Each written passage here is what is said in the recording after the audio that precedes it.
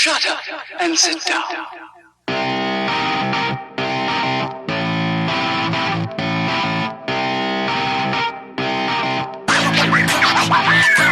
Fight card coming up this weekend, and me and a couple of buddies, we opened our own little promotion, and we had like 4 chicks that were coming out of Florida. It's an all women's fight card. I had like 4 women coming out of Florida, and 3 of them, they had to back out because it's coming right towards their home. So I wound up, I'm taking a little kickboxing match. It's kind of like a smoker style kickboxing match. We're not going to be throwing knees and elbows and everything, but we're going to go in there and, pull up shin guards and duke it out a little bit and, try to save the card. Oh, wow, man. So is this happening in Mississippi? Yeah, in Mississippi at the Biloxi Community Center. It's going to be Empire FC, Ladies of War. We're going to have, me and a couple other guys do kickboxing, right before the ladies. We're going to be kind of like exhibition matches. Just something to, kind of have a little extra on the card. It's going to be like a preliminary type fight. Yeah, we'll have some fun. Yeah, man, that sounds like a lot of fun, man. I wish I was there to witness that, man. Yeah, we got this little hurricane preparation we got going on. The news always amps it up like it's going to be the end of the world, but hopefully it's not going to be too bad. But I get it. People want to kind of hang home while they're preparing for this hurricane, man. But I'm sure you'll save the card with that kickboxing match for sure. Yeah, hopefully, man. We'll get out there. I'm going against a guy named Mike Barnett. He's a pretty tough guy, so I imagine we'll go out there and put on some fireworks, just to start the show off. Hell yeah, man. And speaking of fireworks, man, actually, I'm a big fan of bare knuckle. I talk to a lot of the guys and girls that are competing bare knuckle, and I tuned into your fight again tonight because it's always good to get a refresher. And dude, what a battle with you and Lobov, man. I mean, seriously, like I watched it like 3 times already. This was the 4th time that I watched it, and it's just for bare knuckle, for combat sports in general, but especially for bare knuckle because it's so up and coming and ready to just explode. It's a legendary match that you guys had. I mean, it was just unbelievable, man. And watching you fight was incredible because of the laser focus that you had during that fight. The amount of punishment that you gave and the amount of punishment that you received, and still maintaining that focus, man. I mean, that's the heart of a real fighter, man. And I'm a big fan of yours, so I'm thankful that you're on a Guy Think podcast tonight and taking the time out to be on. What was that like for you, being in bare knuckle, having that exchange with Artem Lobov, and having that reaction from the fans? What was that like for you? Man, honestly, I hate to say a dream come true because I've lived a lot of dreams, and I don't want to really just say that it's just a dream come true to get beat the hell and back. Me and him, we came out a bloody ass mess, and we both hurt for a couple weeks afterwards. But I always wanted to just go through one of those battles, one of those gruesome, bloody, banging it out to the end. The type of fights where you have to display your heart.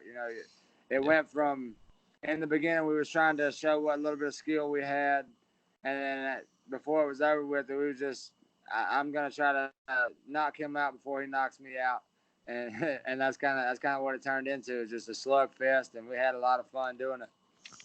Yeah, and the fans had a lot of fun, including myself, watching it. I mean, just an amazing exchange, and appreciate the heart and the skill that was involved.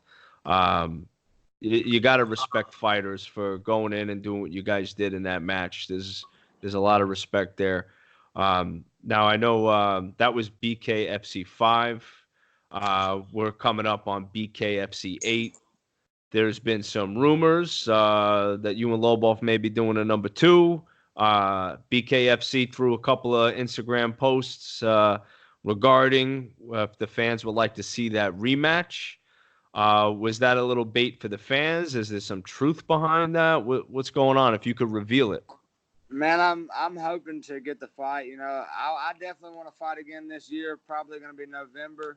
Hmm. But you know, whether or not I get Artem Lvov or someone else, you know, the story still hasn't been told yet. You know, we're waiting to see what the other guy says. You know, of course, I'm gonna sign the contract if they send it my way. But you know, I think we're waiting to hear from Artem and his camp, and you know, trying to get the negotiations worked out and all that good Hmm. stuff. But if it works out, hell yeah, I'm gonna be fighting Artem. You know, if he takes the fight, of course I'm gonna take it. But if not, I'm going to fight somebody this year, and I promise you, I'm going to go out there and I'm going to display that same heart, no matter who it is. Damn right, man. Seen your UFC fights. You've been in some wars. I mean, you're an excellent fighter, man. What's preparation for you before a fight? What's your mindset when you're ready to prepare and start camp? What goes on, and how do you prepare for these battles? Man, you know, basically, I stopped being lazy as hell. I'm lazy whenever I'm not in training camp. You know, whenever I'm not in training camp, I probably train. You know, maybe 2 3 days a week, and you know, enjoy my free time. I go up and I teach my classes at my little gym as much as possible. And you know, if I'm not making money fighting, I gotta go make money elsewhere. So I go hit little shutdowns and stuff like that. Just you know, whatever I gotta do to pay the bills. Hmm. But you know, whenever fight camp, you know, as soon as I got a contract signed, I go into full fight mode. I'm in the gym at least 4 or 5 days a week, sometimes more than that. But yeah, I try to bust my ass. This last fight, I went over to train at a buddy's, a guy named Blake Singley. He's a real good friend of mine. We went and trained basically in his backyard for 90% of the fight. He's a real good boxer, and he's done started coaching. So I went and trained with him a lot, and I think I'm going to do a lot of the same thing for this fight. You know, I'm going to go train at his house, you know, right there in the backyard, and then you know, on top of that, do a lot of my training at Allen Belcher MMA. Brandon Davis, he's in the UFC. He just fought not long ago at 135. Wound up, you know, taking a loss, a decision loss. But man, his striking, he's one of the best striking coaches that I found. He, I don't know, he helps me with my style. Same as Blake. You know, I do my own thing, and I'm not gonna change. You know, I'm kind of set in my ways, but they help me sharpen those skills. They help me, you know, tame the animal a little bit. And I'm gonna go in, train with both of those guys as much as I can, get in as many sparring rounds as I can, run as much as I can, make sure I'm in good shape, and you know, go beat somebody up. I like it, man.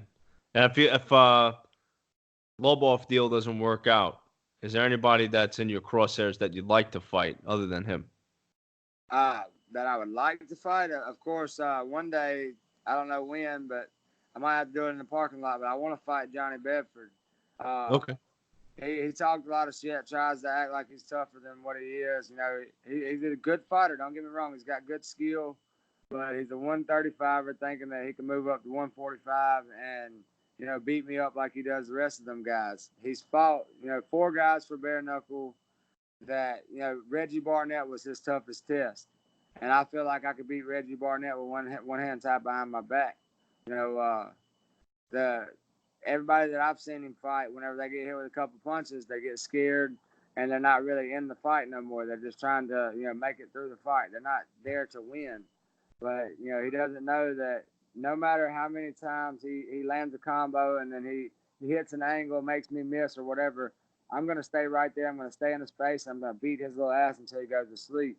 And if I got to do that in the parking lot somewhere, then that's what I'm going to do. But one of these days, I'm going to get Johnny Barnett and I'm going to put his little ass to sleep and make him eat those words that he was talking. Yeah, I love it, man. I love it. I'd love to see that fight. I'm sure a lot of the fans would like to see that fight too. I think it would be a great scrap. So hopefully that happens too, man. I'm gonna definitely pump this on social media, so maybe we'll get the right people to hear this thing, and we can get a nice match on bare knuckle. I think it'd be great. Yeah, Um, man. I feel like, you know, I got to put in a lot of work to fight either guy. You know, Johnny Bedford, Artem Lvov, anybody. I don't care who it is. If I'm fighting, I got to put in a lot of work and make sure that I keep sharpening my skills as much as possible.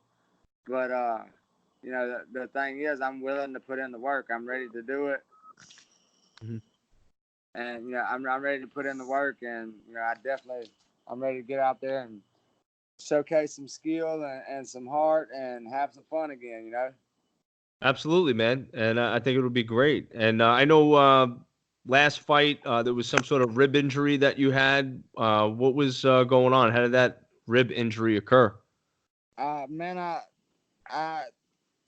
I went to the gym and was training with some buddies, and just had a freak accident. We were doing jujitsu, and there was a bigger guy that you know we was rolling with. He's a kind of a wrestling coach down at Allen Belch MMA, and I don't know if you know what the knee on belly position is, but he did knee on belly. He had his knee across my sternum, Hmm. and was kind of like pulling up on the back of my head, and you know taking every bit of life that I had in me out. And then I had no shirt on. I tried to push his knee off of my rib, off of my chest, and it popped three of my ribs out of place. Wow. And it didn't break them, but they were popped out of place. And I think that was probably worse than being broken, because it was like every time you turned around, every time I went to the chiropractor, and he popped my ribs back in place. Don't ask me how, but the chiropractor's pretty good at it. He popped them back in place. And after that, every time I would try to spar, every time I would try to do anything, uh, I wind up pop them ribs right back out. Oh I would shit. be, yeah, I would be at my little gym trying to teach my jiu-jitsu class. I go to show a submission, and then oh fuck, you know, I can't breathe again. But you know, finally I had to sit my ass down and you know just absolutely do nothing for about 3 weeks. You know, 3 weeks, and then finally they healed up, and you know now I feel like I can take punches, kicks, whatever. I'm ready to go. Thank God, man. You're what, 27 years old? Yeah, man, I'm getting Uh, old, getting on up nah, there. bro. You're good, man. You still be healing quick. Wait till you get in your 30s, then things Yeah, start to change. I feel like I'm in my 30s already. So, man, yeah, bro. Like I was saying, man, yeah, like being in your 20s and 30s is like a big difference. I just turned 36, and I got a pinched nerve over a month ago in my neck, and it took like 5 weeks to go away. Yeah, So, that shit ain't worth a I, damn, man. dude, I feel like shit like just lingers more when you get older, you know?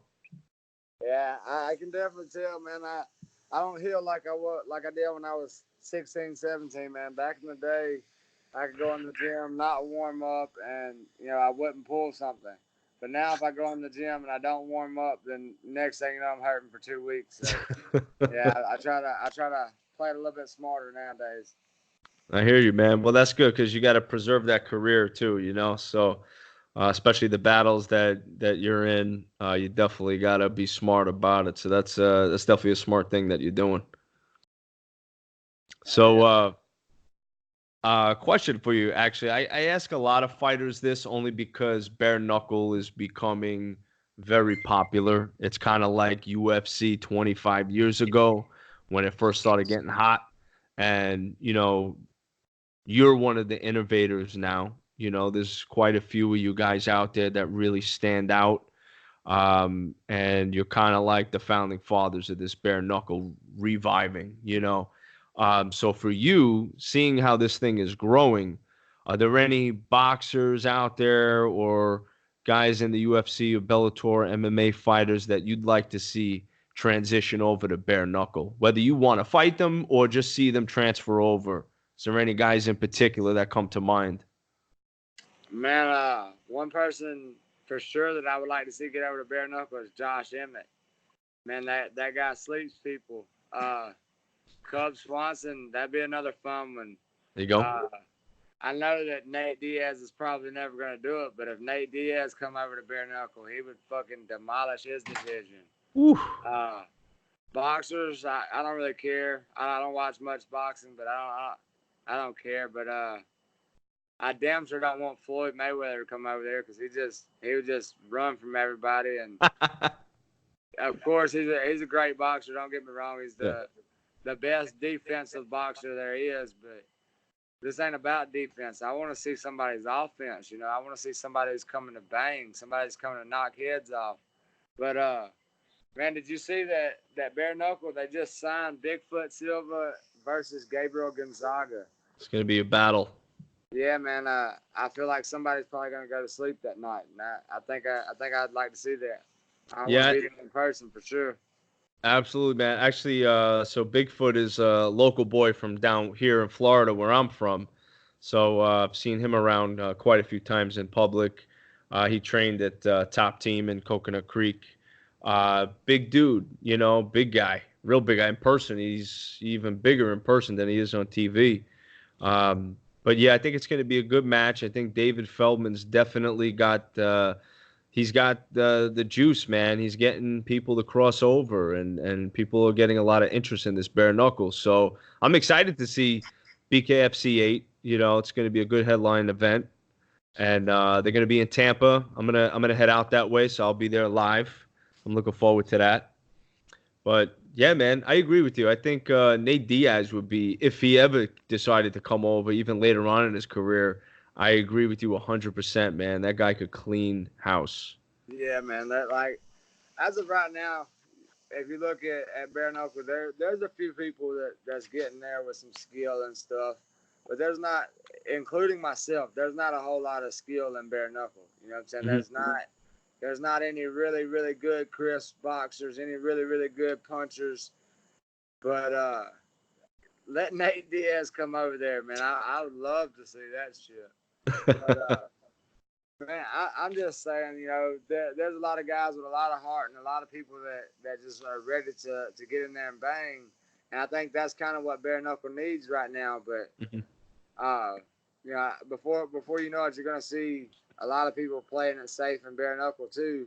You're gonna see a lot of real good boxers, a lot Hmm. of a lot of real good MMA guys with good footwork, good head movement, coming over and fucking wrecking house. And I'm ready to see that shit. Uh, of course, I'll probably still be doing my thing, you know, trying to march forward and bang it out.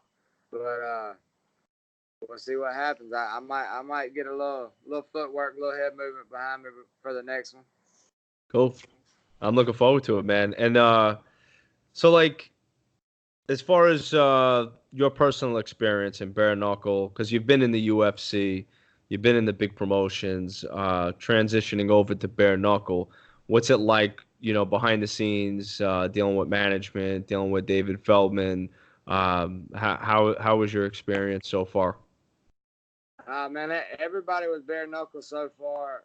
For the most part, not all of them, but for the most part, I like most of them better than I do the guys from the UFC. Hmm. You know, I mean, the guys from the UFC, they've gotten so big, so far ahead of themselves right now that you know they're I don't know. It's like unless you're the the wellest paid athlete out there, you're the one who's putting the most asses in the seat.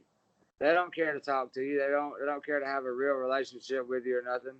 But in bare knuckle, man, that from what I've seen, they talk to everybody. They treat everybody just the same. They don't Right. treat anybody more special than the other when they have the same conversations with everyone. But you know, I'm sure at one point, you know, once it gets super big, I'm sure that you know the like David Feldman, he'll probably turn into a Dana White. But you know, as of right now, he's a pretty cool guy. And you know, I don't have anything against Dana White either. Dana White's a cool guy too. But I feel like, you know, unless you're one of the big fish, then he's not even fucking trying to talk to you. You know, he doesn't care to have a conversation. He doesn't care to treat you right. I think David Feldman's trying to, you know, treat everybody fairly. And you know, I think that's a good thing. I think that's gonna help the sport grow for sure. Absolutely. And talking about promotions, you have a promotion as well. Yeah, man. Me, my brother, one of my good buddies, his name's Christian Garula, and his brother Louis Garula. We all decided, you know, to throw in together and open our own promotion. Christian came up with the idea, did a lot of the footwork, and you know, we're making it happen. This will be our third event. and we put on some of the best shows that's gone on down here on the coast in years. Mm-hmm. Our first event, we sold more seats, had more asses in the arena than any other event. Besides, of course, now bare knuckle. Bare knuckle, it's a little bit higher than us. We don't have the money to market like they do and stuff. But we're doing really good for ourselves for our first few promotions. We got a fight coming up this Saturday. It's Empire FC 3. It's Ladies of War, and it's gonna be a real good fight. We had it was an all women's card, absolutely nothing but women. But like I said earlier, we had 3 of our women that were coming out of Florida had to back out because of the hurricane coming Mm-hmm. up. So just to kind of save the card a little bit, try to make it where it still lasts a little while. We added a few kickboxing matches, myself being one of those kickboxing matches. I'll be going against a guy named Iron Mike Barnett. He's a tough little bastard. He's a 155er. I'm a 145er. But I don't really even know what weight we're gonna meet at. Probably meet at 55. Mm-hmm. But I'm walking around at like 157, so he's gonna be a little bit bigger, a little bit stronger. But we're throwing punches and kicks with boxing gloves and shin guards on, so it's not that big a deal. Good. But I'm gonna go out here and do my best to put on a show, have some fun. Awesome, man. That's great. I wish you the best of luck with the promotion. And, you definitely got that fighter's heart in you, man. And, the way you talk about fighting, you got a lot of passion for it, obviously. So I see nothing but good things for you, man. I wish you nothing but the best with the promotion and look forward to hearing more about it too, man. Yeah, man. If you just keep your eyes out, Empire FC, they're gonna blow up for sure. We have no choice, man. We got all the right people doing all the right things. We treat our fighters really well, Mm-hmm. and before you know it, we're gonna have the money to back us as well. So that's the only thing that separates us from these other real big promotions. Mm-hmm. They've got more money than we do. They can promote better. They can pay fighters more. But we're slowly but surely getting some real good people down here. We're gonna have King Mo. He's gonna be cornering one of the women from the fights this weekend. He's Okay. gonna be down here, and Randy Couture. He's got a couple girls fighting out of Extreme Couture. From what I hear, he's gonna be down here. Cool. And I hope and pray that he is, because I'm gonna be over there getting my autographs, getting my pictures, fanboying it out. Absolutely, man. Who wouldn't want to meet Randy Couture? He's a legend.